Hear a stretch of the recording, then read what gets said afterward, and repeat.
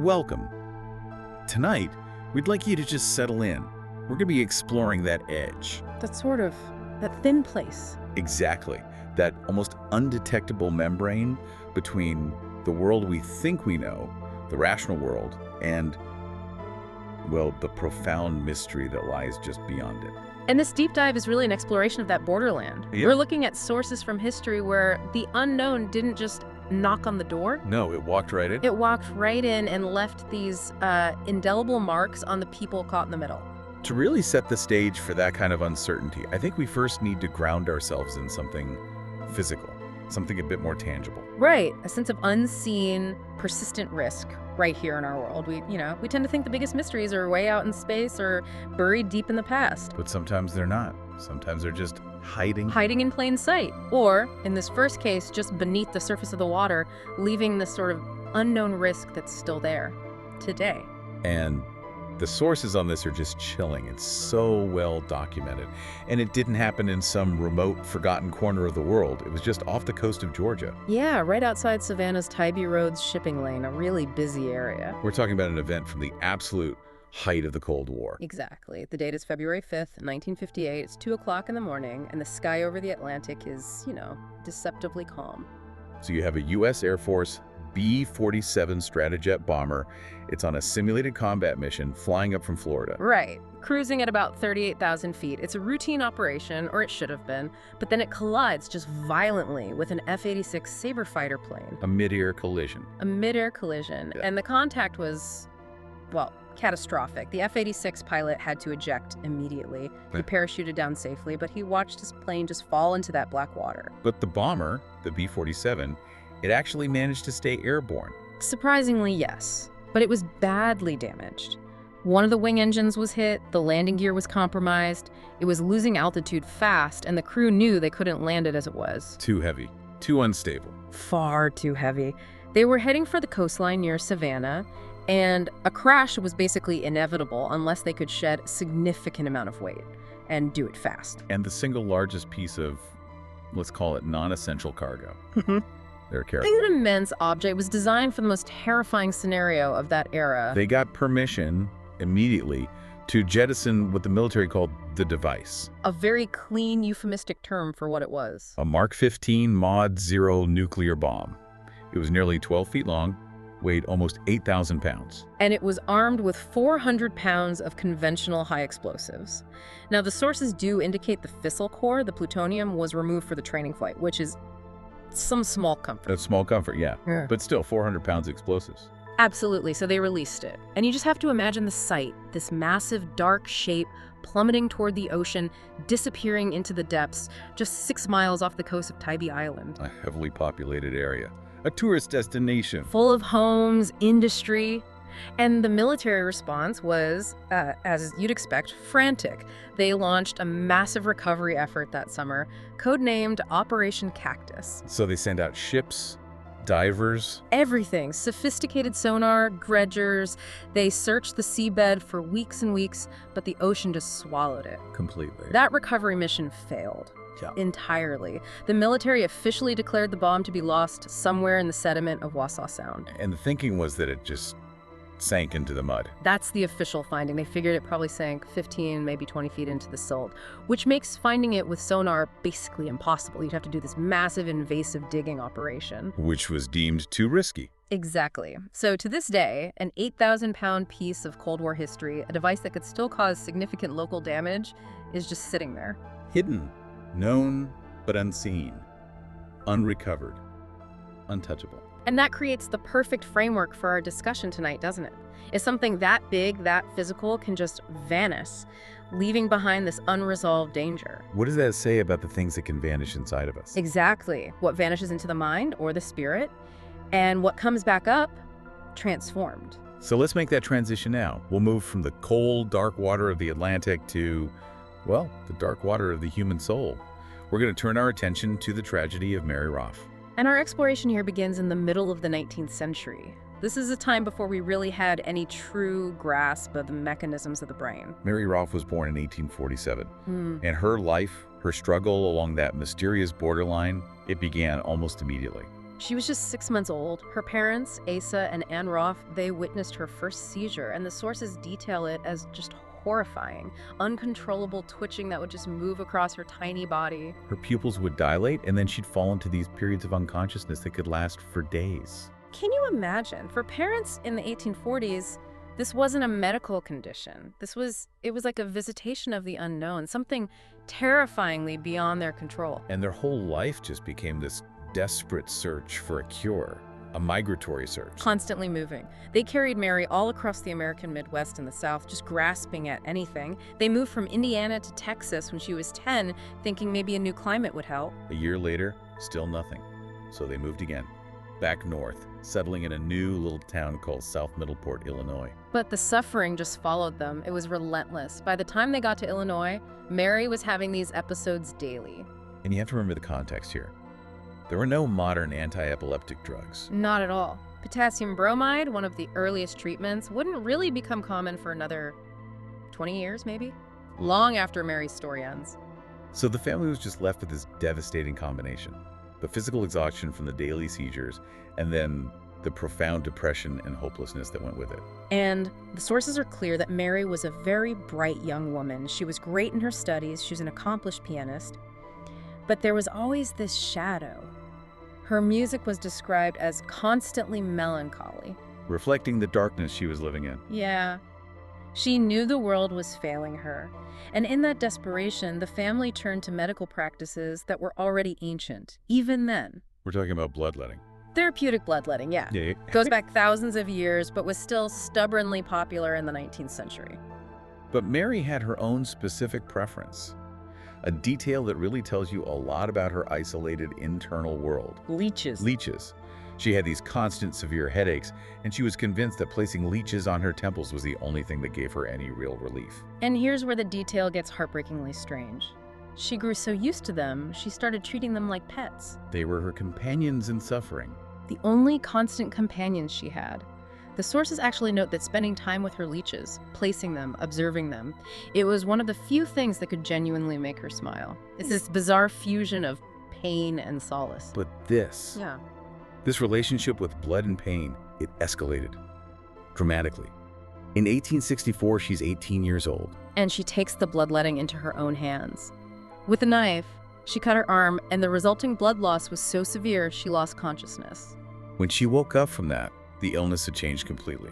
The quiet seizures were gone, replaced by just days of violent mania. The accounts describe her screaming, thrashing. It took multiple strong adults just to hold her down so she wouldn't hurt herself. And then, like a storm passing, it all just stopped. The thrashing, the screaming, it all went silent. And the quiet was somehow more unnerving than the chaos. She was left conscious, but completely unresponsive, vacant. She would just sit, eyes open, but not making eye contact, not responding to anyone. Physically there, but the soul seemed to have retreated.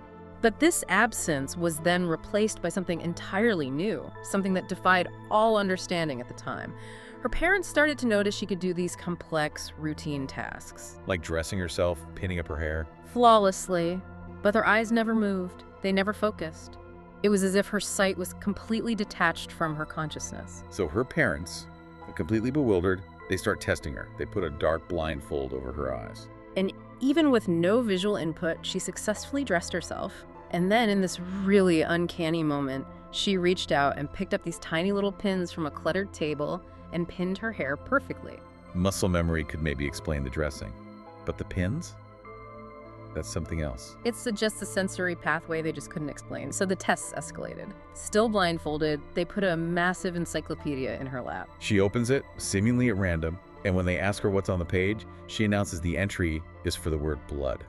The haunting focus of her life. And then she reads the entire detailed entry out loud, word for word. This immediately drew the attention of the whole town. People started showing up at the house, curious, skeptical. They wanted to expose the trick. So they tried new tests. They gave her a big stack of papers, and mixed in were some of her own personal handwritten letters, blindfolded. And she was able to pull out only her own letters and read them aloud. But the most compelling proof, the part that's almost impossible to dismiss, it came from a local newspaper editor. Right. He shows up with a sealed envelope, a private letter from someone who lived far away. He hands the sealed envelope to Mary. She just holds it, turns it over in her hands, And without opening it, she correctly states the full name of the person whose signature was inside. And when the editor broke the seal and confirmed it, I mean, the room must have just fallen into this stunned silence. But even with this strange, transcendent new ability, the underlying suffering was still there. She still had daily seizures. The depression was a constant shadow. And you have to remember, in 1865, the medical system offered nothing. Sending her to an institution would have been a sentence, not a cure. And in the end, that darkness won. In July of 1865, her parents took a short trip, maybe just for a moment of relief, and left her alone. She had a final massive seizure in her bedroom, and she died. Alone, at only 19 years old. A life of intellect, suffering, and just inexplicable ability cut tragically short. And Mary Routh's story ends there. Yeah. But the mystery of that place, that spiritual membrane, it didn't. We now have to jump forward 12 years. To the same small town which had changed its name from South Middleport to Watsa. And it's here that we find the sequel to this tragedy, a story that would become one of the most thoroughly documented cases of spiritual possession in American history. We meet a new family, the Vennums, and their daughter, Lurancy Vennum, Lanny. She was born in April 1864, just a year before Mary Routh died. And Lanny's early life was completely normal, totally unremarkable, until the summer of 1877 when she was 13. It started with her complaining about hearing voices in her bedroom, just soft voices calling her name. Her parents, they dismissed it at first. Teenage imagination, hyperactivity. But then, on a date that is just thick with significance, the night of July 5th, 1877, the exact anniversary of Mary Routh's death 12 years earlier. Lanny has a minor seizure. It leaves her rigid, conscious, but stiff for almost 5 straight hours. The next day, another seizure puts her back in that state. Awake, but physically rigid. But this time, she spoke. Her eyes were open, just fixed on the ceiling, and she started describing what she saw. She said she was seeing heaven. And specifically, she mentioned seeing her 2 deceased younger siblings, Laura and Bertie. Which was deeply unsettling for her parents, because Bertie had died when Lanny was only 3. They rarely, if ever, talked about these painful memories. So for the next few months, Lanny keeps having these trances. She describes the world beyond the veil of reality. Angels, spirits, celestial places. The family is just distraught. And the crisis truly explodes on November 27th. The seizures become shockingly violent. The accounts are graphic. They say she would arch her back so violently that her feet would actually touch the back of her head. This horrifying pattern, violent seizures, followed by these lucid spiritual visions, it just continued for weeks. The community pressure was immense. Neighbors are urging the Vennums to send her to the state asylum in Peoria, to just institutionalize her. And the Vennums fiercely resisted. And we have to pause here and understand why. Sending someone you love to a mental institution in the 1870s, it was often a death sentence. The conditions were brutal. Brutal, overcrowded, underfunded. The treatments were things like straitjackets, water therapy that was basically torture. So their refusal was this desperate act of love. Their local doctor admitted he was at his limit. He couldn't explain it. And that's when the neighbors, the Rouths, Mary Routh's grieving parents, they stepped in. Spiritualism was having this massive boom across America at the time. And the Rouths, who were already looking for closure, they suggested a specialist. Dr. E. Winchester Stevens, a spiritualist physician from Wisconsin. So Stevens arrives in January 1878, and he is not greeted by Lanny. The first voice that comes out of the girl's body claims to be a 63-year-old German woman named Katrina Hogan. And this spirit just verbally abuses the Vennums before vanishing. She's followed briefly by another spirit, a young man named Willie Canning. It was chaos. So Dr. Stevens decides to intervene. He uses mesmerism, what we now call hypnosis or therapeutic suggestion, to try and calm Lanny's distressed state. And in a moment of lucidity, Lanny expresses this primal fear. She says, evil spirits want to control her. And Stevens, using spiritualist philosophy, suggests she should try to welcome a good spirit instead. Lanny nods. She closes her eyes. And when she opens them again, the pain and confusion are gone. They're replaced by this focused recognition. She looks directly at Mr. Routh, who's standing quietly in the room. And she smiles. And in a calm, clear voice, she says, "Father, it's me, Mary Routh." For Asa Routh, after 12 years of guilt and grief, this must have been just a tidal wave of emotion, disbelief, hope, everything. He had sought out mediums before, trying to connect with Mary, desperate for closure, and now, here she was, in the body of a 13-year-old girl. And Mary, through Lanny's body, she had no recognition of the Venoms at all. They were strangers to her. She just insisted over and over that she needed to go home. To her parents, the Rouths. After a week of this, the Venoms, completely distraught, they relent. They walk their daughter down the street and into the Routh's house. And the moment she crosses that threshold, the effect is immediate and incredibly specific. She falls right into Mary Routh's old routine. She uses private family nicknames only Mary would have known. She recognizes Mary's old friends when they visit and has long conversations with them about shared memories. Memories from a past that Lanny Vennum had never lived. And Mary offered an explanation. She said Lanny's spirit was in heaven, recovering from the illness that caused the seizures. And she, Mary, had volunteered to inhabit the body to keep it safe until Lanny was ready to return. Now, we have to be skeptical here, right? It's 1878, spiritualism is everywhere, the families are neighbors. It's plausible that Lanny had heard the story of Mary Routh. Sure, maybe it was an elaborate hoax, a cry for attention, or a psychosis that just latched onto this local tragedy. The problem is the sheer volume and specificity of the proof. This went way beyond just knowing the family story. She was recalling dozens of unique, private conversations with old friends. She identified people from out of town that Lanny had never, ever met. There's the detail of the velvet headdress. Mrs. Routh, as a test, pulls out a small velvet headdress from Mary's old things. And Mary immediately takes it and describes exactly how she used to wear it, adding that she favored it when her hair was short. A detail Mrs. Routh confirmed, with a shock, because Mary had indeed cut her hair short in the year before she died. And then there's the incident with Mr. Routh's private grief.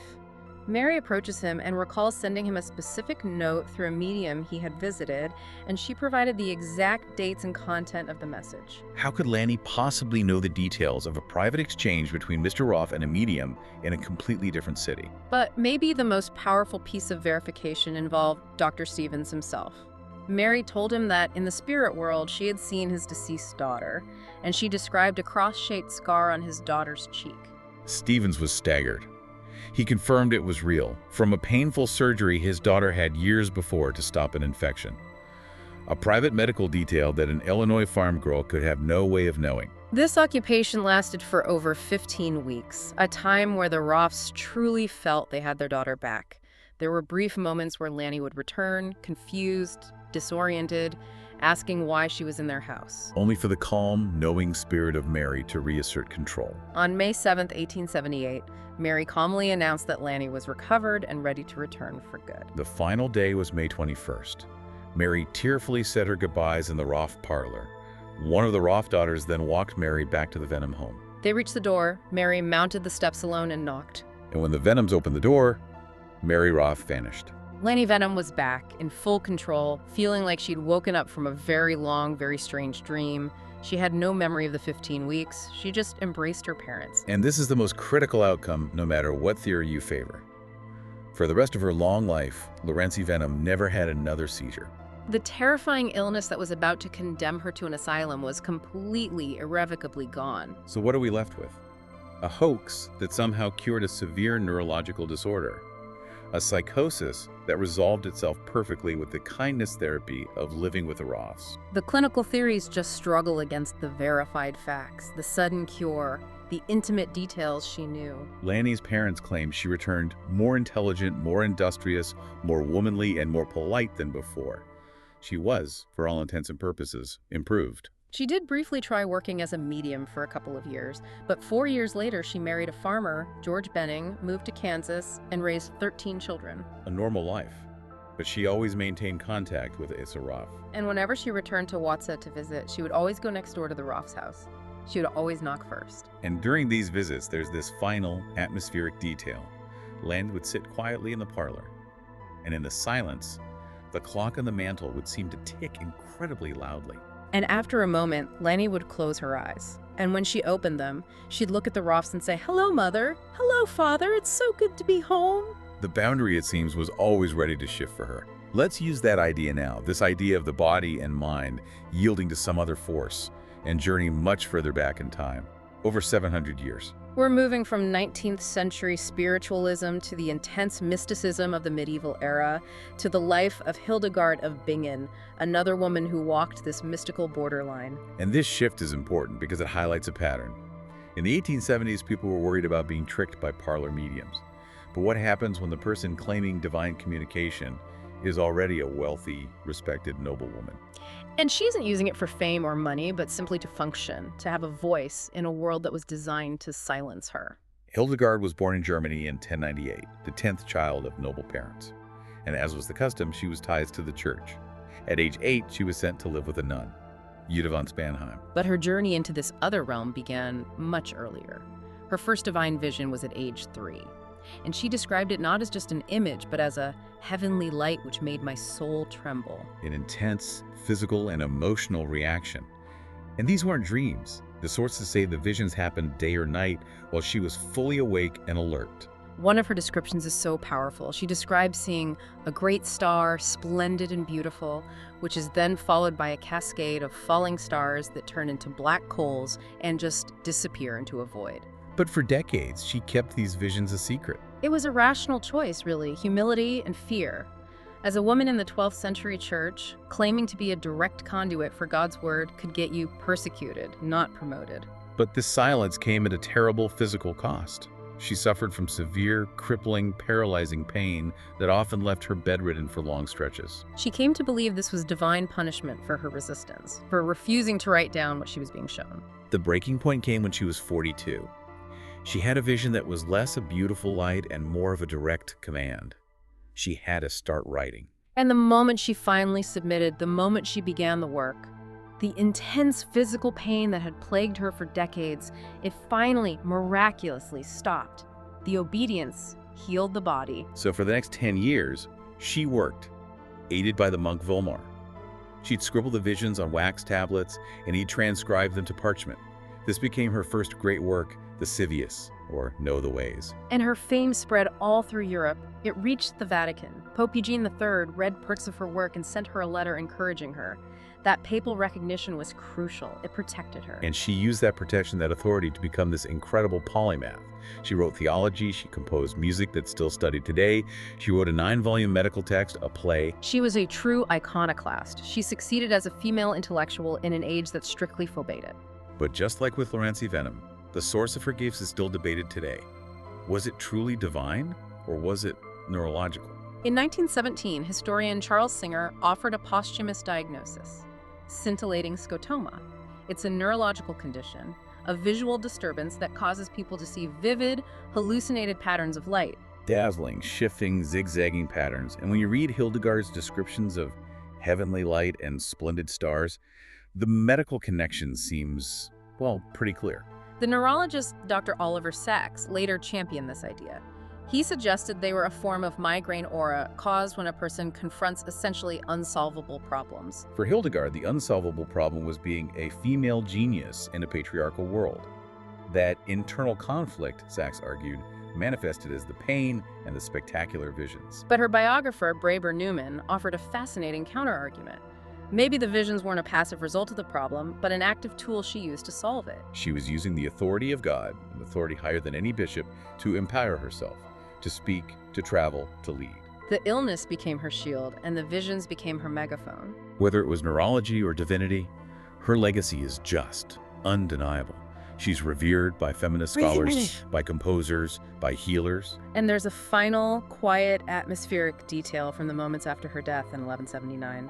Her sisters, keeping vigil, reported looking up at the sky and seeing 2 great, luminous streams of light crossing directly over her room. A final celestial event, a shared vision, or perhaps a thank you. When you put these stories together, Mary Routh, Lurancy Vennum, Hildegard of Bingen, separated by 700 years, by culture, by context, you can't ignore the common thread. It's the profound, consistent intersection of a severe physical or neurological crisis. The seizures, the self-harm, the paralyzing pain. And a sudden, definitive spiritual opening. The body breaks down, and at that exact moment, the mind gains access to something else, a natural sight, possession, divine light. It's as if the physical crisis itself is the key, the trauma that thins the membrane between our world and the next. And what is so challenging to our modern understanding is the implication of a cure in that transaction. Exactly. Lurancy Vennum, after Mary Routh's visit, is cured of her lifelong epilepsy. She's mentally and morally improved. Hildegard, paralyzed by pain, is relieved of her suffering the moment she begins to share her visions. The body, mind, and spirit are integrated in a way that our science still just can't quite grasp. There's this strange, persistent narrative. When pushed to the breaking point, something from the outside is allowed in, and not only does it enter, it seems to actively repair the vessel before it leaves. So it raises a profound question as we leave you in the quiet of this dive. We're left wondering if the veil between our life and what comes after, between the physical and the spiritual, is something that only becomes permeable under very specific traumatic conditions, allowing just a few people a brief, terrifying peek. Or is that boundary, that membrane, far more fluid than we have ever allowed ourselves to believe? Is